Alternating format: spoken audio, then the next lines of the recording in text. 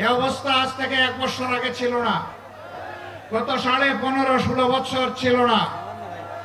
জনগণের মুখের ভাষা কেড়ে নেওয়া হয়েছিল, জনগণের বাঁচার অধিকার কেড়ে নেওয়া হয়েছিল, জনগণের কর্মসংস্থানের অধিকার কেড়ে নেওয়া হয়েছিল, জনগণের ইজ্জত আবরু কেড়ে নেওয়া হয়েছিল। বাংলাদেশকে একটি জীবন্ত কারাগারে পরিণত করা হয়েছিল। ভিতরের কারাগার থেকে বাইরের কারাগার ছিল আরো দুঃসহ। ভিতরের কারাগারে অন্তত নতুন করে মামলা দেওয়ার সুযোগ ছিল না। বাইরের কারাগারে থাকলেই প্রতিনিয়ত বিরোধী দলীয় নেতা কর্মী, আলিম উলামা, বিভিন্ন সম্প্রদায় ধর্মের লোকের বিরুদ্ধে অব্যাহত মামলা দেওয়া হয়েছে।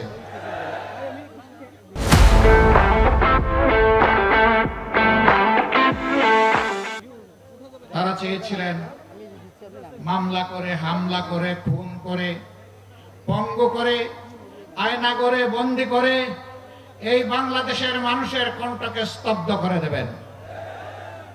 কিন্তু ইতিহাস কি বলে? ইতিহাস বলে এইভাবে মানুষকে দাবিয়ে রাখা যায় না। তারা বাংলাদেশের বিপ্লবী জনগণকেও দাবিয়ে রাখতে পারেননি। 15.5 বছরের ধারাবাহিক আন্দোলন, ত্যাগ এবং কোরবানি সবকিছুর শেষ প্রান্তে দাঁড়িয়ে আমাদের যুব সমাজের নেতৃত্বে তারা গদি ছাড়তেই শুধু বাধ্য হননি, তারা দেশ ছাড়ে পালিয়ে গেছে। আমরা বলি এদেশের সত্যিকারের নাগরিক যারা, তারা কখনোই দেশ থেকে পালানোর চিন্তা করে না। যারা দেশকে ভালোবাসে তারা দেশ ছেড়ে পালায় না। যারা দেশকে ভালোবাসে কানাডা, মালয়েশিয়ায় তারা বেগমপাড়া গড়ে তুলে না।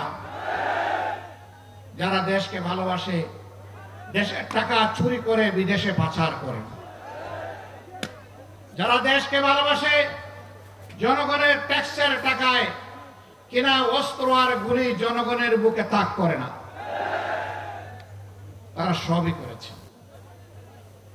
তারা চেয়েছিলেন অতীতের ফ্যাসিস্টের শিরোমণি ফেরাউনের মতো এই দেশকে নিয়ন্ত্রণ করতে।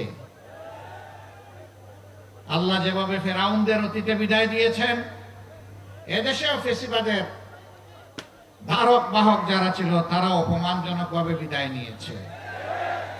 এমনকি যাওয়ার সময় নিজের সহকর্মীদেরকেও বলে যেতে পারেনি যে আমি অমুক জায়গায় চলে যাচ্ছি। তারা আক্ষেপ করে বলেছে এমন একটি দল করলাম, নিরাপদে তিনি চলে গেলেন, কিন্তু আমাদের কি হবে তা বলে গেলেন না।